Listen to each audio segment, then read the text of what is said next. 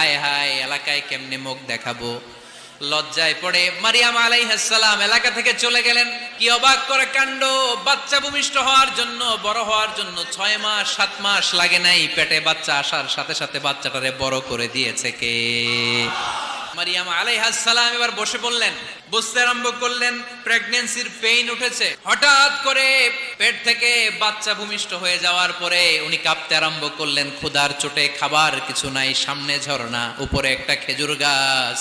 সাইয়েদনা ঈসা আলাইহিস সালামকে কোলে নিয়ে মারিয়াম আলাইহিস সালাম মনে মনে ভাবে, হায় রে, কেউ যদি একটু খেজুর পেড়ে দিত, এই ক্ষুধার মুহূর্তে আমি খেজুর খেয়ে পেটের ক্ষুধা নিবারণ করতাম। রব্বুল আলামিন মারিয়ামকে উদ্দেশ্য করে আয়াত নাজিল করে দিলেন, হুজ্জি ইলাইকি বিজিযআইন নাখলা। এর মানে হচ্ছে মারিয়াম, কেউ পেড়ে দিবে না, একটু কষ্ট করে হাতটা উঁচু করে খেজুরের ডালা ধরে ঝাঁকুনি মারো, টস টসে কাঁচা পাকা খেজুর নিচের দিকে পড়বে, তারপর তুমি তুলে খাবে। সুবহানাল্লাহ।